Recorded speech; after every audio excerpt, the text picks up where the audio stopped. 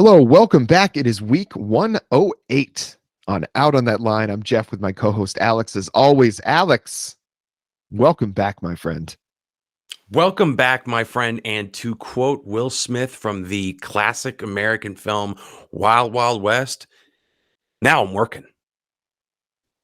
You know what's funny is I said that to Marla like yesterday. she was getting ready to go to work and she's like, I guess I'm working. I said, you said it wrong. You got to say it like Will Smith in Wild Wild West. Stomp your feet and say, now I'm working. Now I'm working. Well, I think there's, something that happened, Alex. We'll just get it out of the way here. I got married. I went and got married. That's why we took a little break. We need to address that for our adoring fans. I am no longer on the market. I've married a wonderful woman, now wife of the pod, Marla.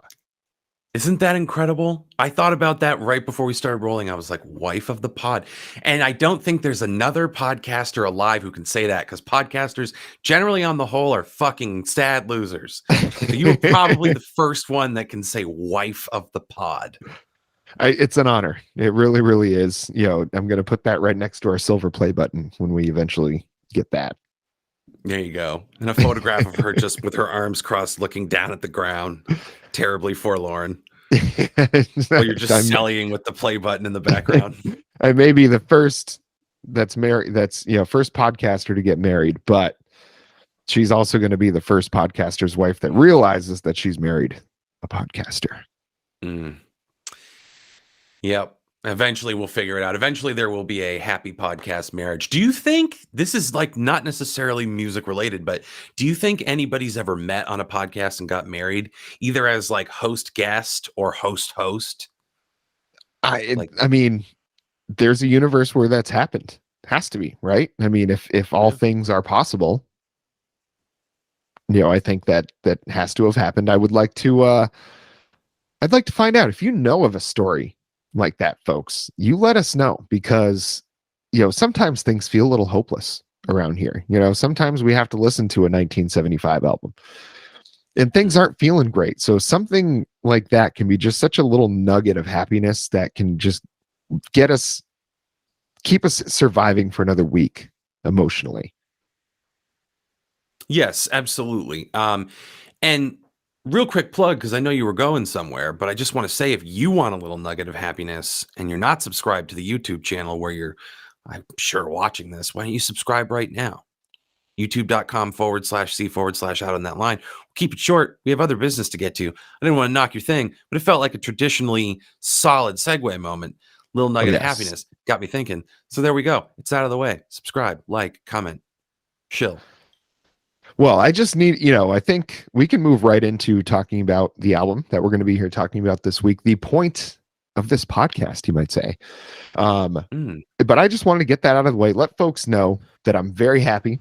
Things went very well. Alex, you were one of my groomsmen. Everything went fantastic. You guys were perfect. You were every bit of help that I needed. And it was just a very, very wonderful time having the folks back down here in Austin. It was great. I fell into a crippling depression when I got back to Portland. So it was a good time. Well, that's to be expected when you got to leave a winter hellscape. You come down to, it was like 75, 80 degrees and sunny like the whole time you guys were down here. It's beautiful. I was vacation, walking around in shorts on the overcast days. Yeah, eating P. Terry's, eating barbecue, tacos, like just everything good in the world, and then you had to go back to that. And it's like, I live in Portland anyway. I got away, and then I had to go back. I don't know if you guys know what that's like. That's like getting COVID, beating COVID, and getting COVID again. Not great, guys. This place sucks. Probably a lot more people that can relate to that than leaving Portland, going to Austin, coming back to Portland. Not to be dramatic, but I'm really the victim here, so... Well, what do you say we get into the album that we're here to talk about this week? And this is one that this was, again, like a same brain moment. We tend to have these a lot. Is I saw that this album had come out, and then I think maybe a day later you texted me and we're like, hey, how about when we come back and do our next episode, we do this album here? And it was Gorillaz' and their newest album, Cracker Island. Now, once again, we're going to talk about the regular version of the album. A lot of times, a lot of artists do this. Dua Lipa did it with Future Nostalgia. They release like a deluxe version of the album. So it may have some demos, extra songs, remixes, things like that just kind of change what the main release is. We always stick with the regular version of it. Just makes things nice and clean and easy, because oftentimes you're going to hear the same song two different ways with those deluxe versions. So we just try to avoid that. Just disclaimer here.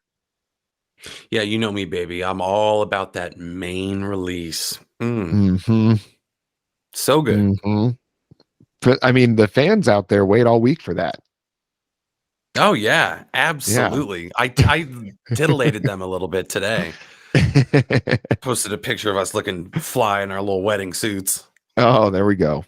There we go.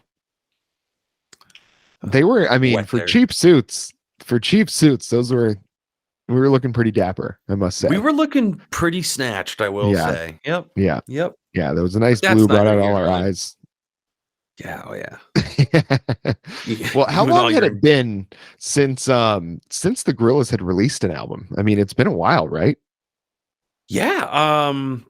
I wish we had Gorillaz expert Mitch here, but I'll just look it up on Spotify quickly. I want to say it was like of course he is. Of course he's an expert. Oh, you didn't know that? Yeah, Mitch, no. Big Gorillaz guy. Let's see. So Cracker Island demos came out in 2021. That looks like it was from what was the big album that had the Warthog? Gorillaz, the self-titled album. It was looked like probably an anniversary edition, but let's see, the last meaningful release, the Now and Humans 2020. I guess they're just showing so many releases here. I don't know what is an actual album regular release. Yeah, and I guess this is where we out ourselves as very casual Gorillaz guys. Yes. Not that we ever try to be experts on anything, but yeah. This is again why I wish I had Mitch, because he would just be like, "Huh, well, let me tell you something about Gorillaz. The year was 1998, and the lead singer main thing I was bored."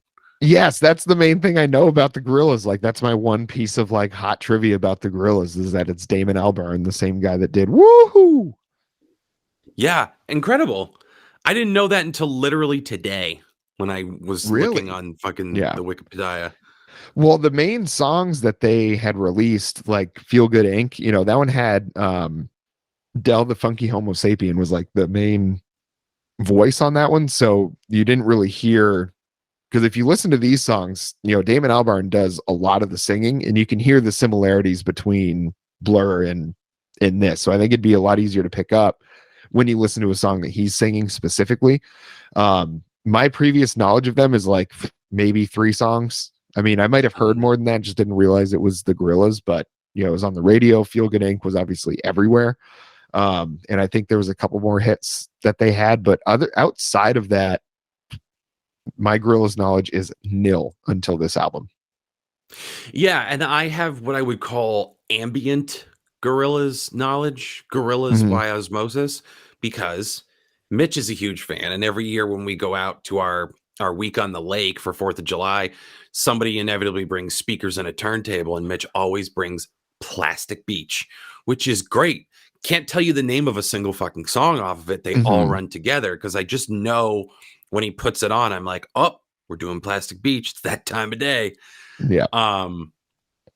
So yeah, again, I feel fairly limited in my Gorillaz expertise, but the thing is, this podcast has never been about expertise. It's always been about talking out of our ass. We're just checking out the music, and it doesn't matter how well we know it to go in the artist. We're just telling you what we thought of the album. Yes. Don't sit here with your anger and tell us well, yeah, you guys don't know Gorillaz. You're not qualified to talk about it. Hey, fuck off. We're doing it. You don't like it? Start your own podcast.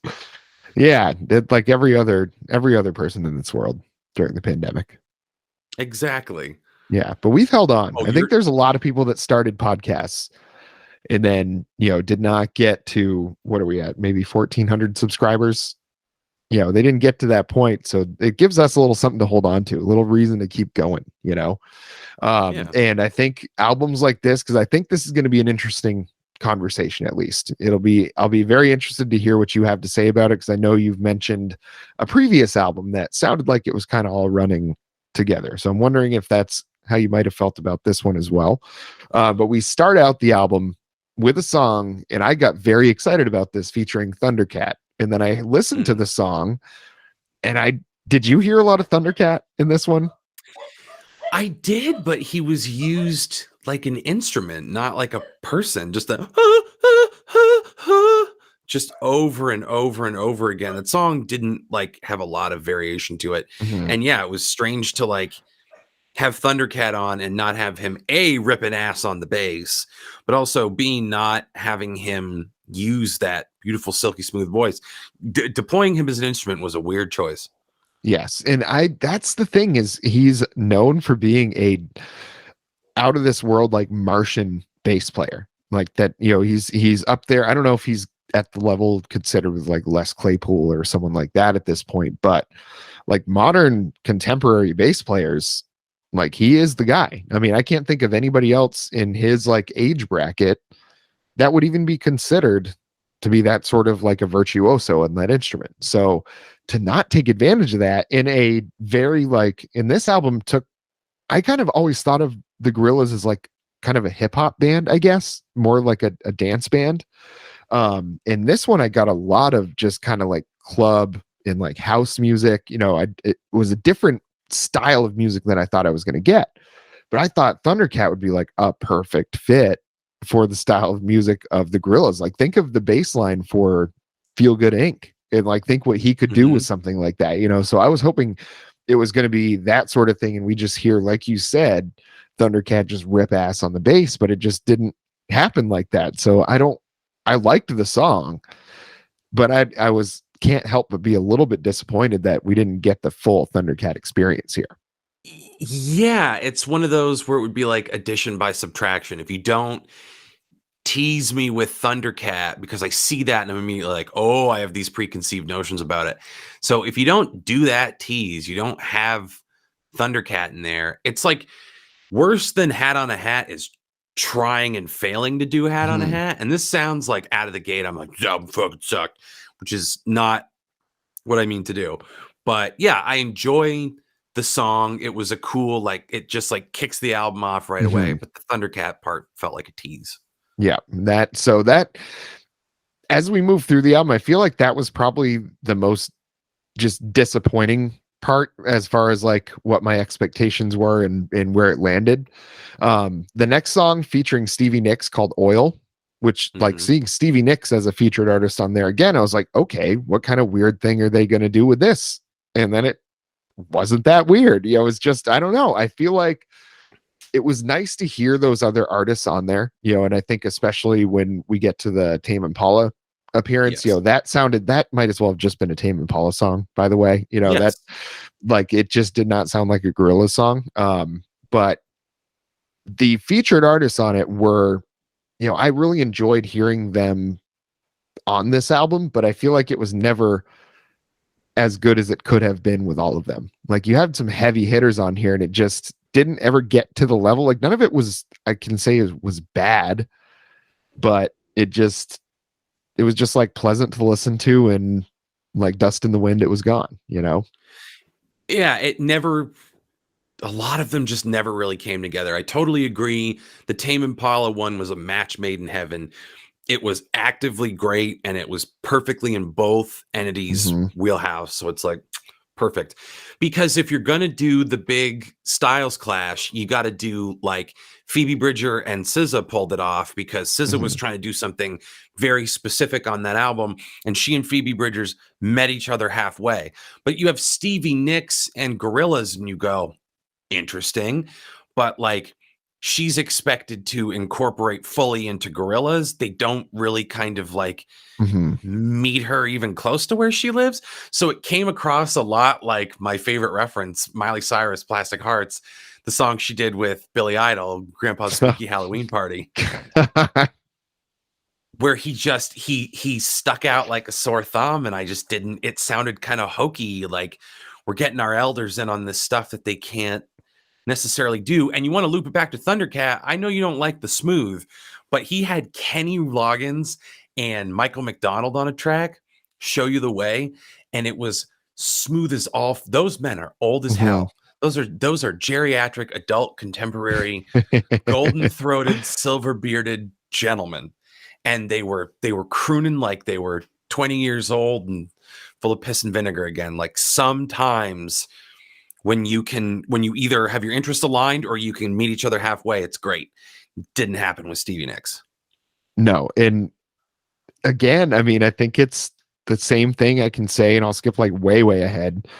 The song with Beck that closes out the Yeah. album, like it was a cool song, but like I did not recognize any bit of Beck in that song. That's the thing, is they just kind of fully assimilated into Gorillaz. Like the only one that didn't really, and well, I guess Bad Bunny didn't either, but like Tame Impala, you can't mistake that was Tame Impala. Like it sounded like a Tame Impala song because his voice is also very distinctive in that genre.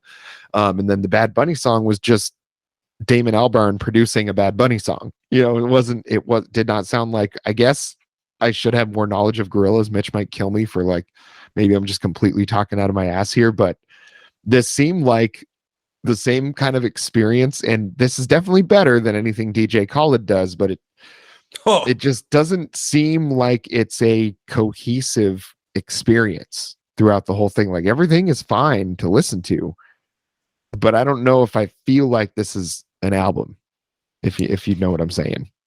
I totally know what you're saying, because I don't know if it is a Gorillaz album punctuated by really clunky cameos, or if it is a compilation album of a bunch of different artists punctuated by Gorillaz originals.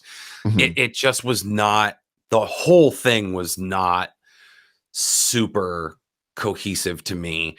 And you get, like, again, to stick on the guest stars thing, the song with Bad Bunny was a Bad Bunny song. Mhm. And it was a totally fine Bad Bunny song, and it was a bad Gorillaz song, I think. It Yeah. didn't come together. So it was, with the Stevie Nicks one, was kind of a clunker, where it's like, oh, you see the good idea, but it's that element that just kind of ruins it. And I also think that with something like Gorillaz, you die a hero, or you live long enough to see yourself become the villain, so to Mhm. speak. Because Gorillaz started as like the rise of the boy band, like peak boy band, and it's like, oh, you turn on MTV and you see commodities, you don't really see artists Yeah. with something to say. So wouldn't it be funny if we did a riff on that, and we did like a cartoon band, and they're all like these kind of anime looking drug addicts and robots and whatnot. Mhm. So it's like a very cool concept, and they did it in a very like ironic way. But at a certain point, when society gets to the point where we are now, where you're getting like 7-second surrealist bits on TikTok, like, how do you really lampoon that as Gorillaz at this point? Like, they've become the thing they were satirizing, Yeah. which I don't mean as a dig. It's just like, again, how are you supposed to beat short attention spans and like a total change Mhm. in taste? You know what I mean? So they've kind of become the thing they set out to make fun of, but are still really enjoyable. I don't know why I'm saying they. It's one guy, and it's Yeah. cartoons. They got me. Well, They got me. I think he kind of like employs a team. Like I think he's got a group of folks that he works with. I'm Yeah. not sure he does the entire like, from soup to nuts No. process on the whole thing. I think it's all his ideas, but I think he does have people help him execute that stuff. So when you say the Gorillaz, like he is the main driving, just like Bruce Springsteen, the E Street Band, he is the main driving force. But I think there's other support that he knows he can rely on to like get this stuff done. I think Yeah. what I really noticed about this, and if I can like find a positive, like a real strong positive, not one that I really have to dig for, is he seems to be very adaptable to kind of going with another artist's style, like especially with that Tame Impala song and with the Bad Bunny song. Like those are two very, very different songs, but are perfect for the artist that he has on that song. Yes. So I don't know how much production he's done for other artists, but I think that's a really good skill to have, is because you can be like a Swizz Beats, somebody like that, where it's a very distinctive sound that you make, or a Timbaland or somebody like that, it's a Timbaland beat or a Timbaland song when you hear it.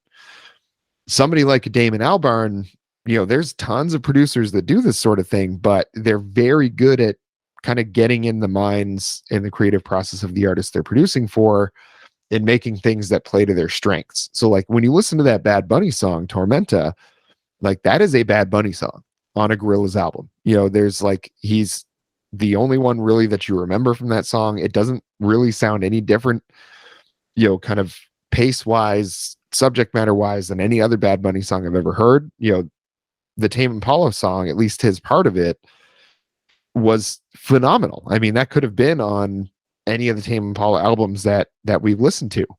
It's just like I feel like there is a place for somebody that has that talent, because I feel like you have to know music inside and out to be able to do that sort of thing, to understand when you hear another artist and how their music is structured and everything, and that you can replicate that in a way that you can't tell the difference between that and what they've already been doing. Like that is some real strong talent. Blur was a fantastic band. Gorillaz, at least a few of the albums were, I assume, pretty fantastic if they're still around. So there's something there. Like that's why none of these songs are like bad, even though it didn't really work. It didn't really like fit together overall, at least in my opinion. None of it was bad to listen to. And it was only 37 minutes long. So it was like a short run as well. It didn't take very long to listen to. It just seemed more like a compilation than an album to me. Yeah, and also they released, I think, 5 songs as singles. So at that point, I was like, I feel like I've heard half the album, and I've probably heard the most interesting parts of it. And again, it sounds like I'm coming down super hard on it, but it's a tough album to talk about, again, because I'm just going to keep saying they. I'm going to refer to them as the cartoon band. the Royal They.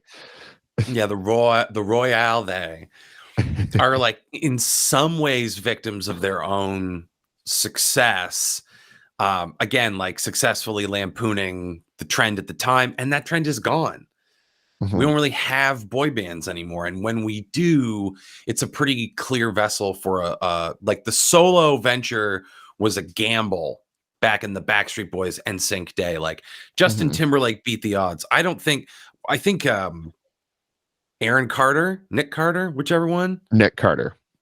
Yeah, Aaron Carter, who was not a Backstreet Boy, somehow made out the best of the Backstreet Boys. Yeah.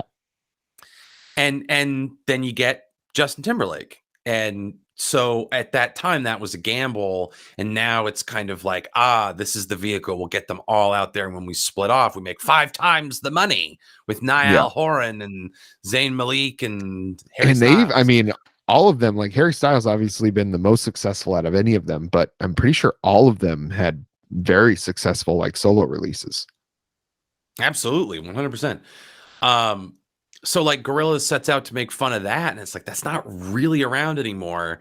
So at that point, I guess it stops being a bit, and now it's your gimmick. You know what I'm saying? Yeah. Like the difference is like the bit we set out to do something, and now it's become such a part of us to identify us. It's the gimmick. Yeah. But it's a great gimmick to have like the virtual band and like performing in silhouette behind curtains and like all the projections and stuff. That's a great show. And it's a fun concept that removes like shittiness and ego out of it. So like Justin Timberlake loses his goddamn mind and makes Man of the Woods. And you're like, this is horrendous.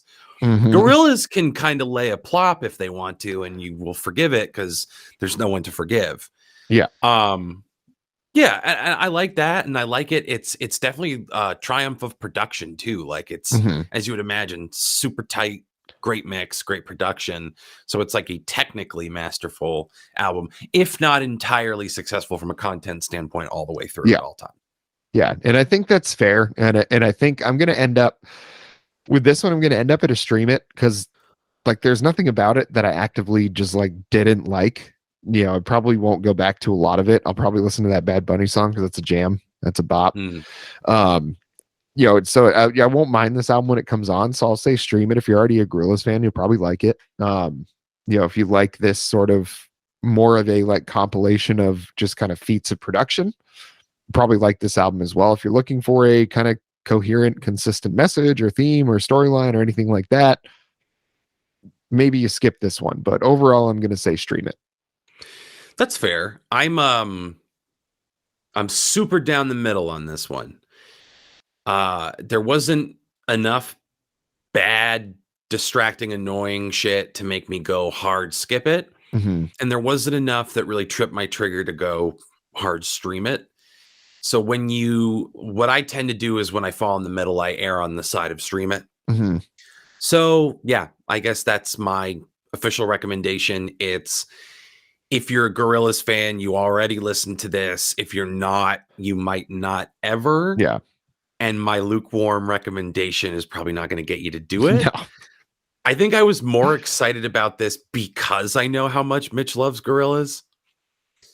And he's just such a sweet, like, he's a little panda bear almost. He's just this trusting, quiet, I mean, could definitely kill you, but you just want to like rub his little belly. Well, So it's not so little anymore. He's a handsome young man. A sturdy angel. Yeah, it's one of those things where, like, again, Plastic Beach is basically, it's like Prince's Love Sexy. It's all one song to me. Yeah. Because I've just never like sat down like, oh, interesting. I love this song. It's playing while I'm getting sunburned and skunked in cornhole. So yeah, I don't know. I wanted to love it. I liked it. Yeah. Let's just put it that way. Yeah, there's not really much more to say, but it does bring me to an idea for a rating system, because I feel like this is the perfect album to say stream it, but we also said stream it about Margot Price. You know, we also said stream it about Casey Musgrave's Golden Hour. You know, and those are getting the same rating. What if we do, like, if it's really strong, we can also say buy it. So if we are right in the middle, it's a stream it. Because it's like, well, you don't want to spend the money on it, but you could take the time, listen to it. You know, if you don't have to pay for it anyway, only costs you your time. Why not? But then if we have an album like a Golden Hour or like Thundercat, buy it. I like that. Buy it, stream it. Should we have something for thumbs in the middle? Should we have like in a pinch, like, or do we even bother? I think stream it is the thumbs in the middle. It's like, well, it's, you know, it's not worth saying skip it, you know. Okay. So stream it if it's not worth buying. If it's a fantastic album, buy it. Buy it, stream it, skip it. Okay. New, as Bill Maher would say, no rule. No rule. The rating system has changed. Okay, people. Oh, God, that guy's such a joke. He's awful. Yeah. Yeah. I don't know. Yeah, I'm into that. I'm as into that as I'm into Frank Zappa. Oh, you got it. You did it. I did it. You did it. Well, good for you. I'm glad I'm glad. Our first episode back in a couple weeks, because people didn't know, like, this was our first episode recording in like almost a month. Because we did episodes early. We like stacked a few of them up to get them released, so we could release them over the time, because I knew I was going to be way too busy for any of that stuff. Yeah, I mean, your pops was coming to town and all that. And I remember it was the day that I got my haircut, my wedding haircut, because I didn't know if the guy was going to botch it or not. And he did a great job. So I just was like, I'll do the test run. If he does a good job, I'll go get it touched up. Spoiler alert, I ran out of time. I didn't get touched up. But yeah, that was haircut day. And that was almost a month ago. So yeah, we recorded our double whammy episodes. That's been it for a while. Yeah. Well, good to be back. We're going to plug one more time. Make sure that you subscribe down below, folks. Make sure you let us know what you want to hear. There's an album that came out that you want us to talk about. Anything you want us to talk about in the reaction videos, in those singles videos that we do every great once in a while. You just let us know. You can do so right in the comments. Alex, where do they find the spot to put in those comments? I don't know if you all have ever heard of a little website called youtube.com, but I hear tell stories that they've got some customizable, everybody can have an individual channel. You can do whatever you want. You can do baseball card unboxings. I see you watching those on our channel, Geoff. I forget to switch sometimes. What can I say? You can do whatever the fuck you want on YouTube. There are literally no rules. Anything goes. And if you want to see what Geoff and I are cooking up over on the YouTube, you got to use our custom URL to get there. And it is youtube.com/C/out on that line. Remember to subscribe, remember to like, remember to leave a comment. Tell us what you want to hear. Tell us what you think. And again, that address is youtube.com/C/out on that line. God, that's beautiful every time. Until next time.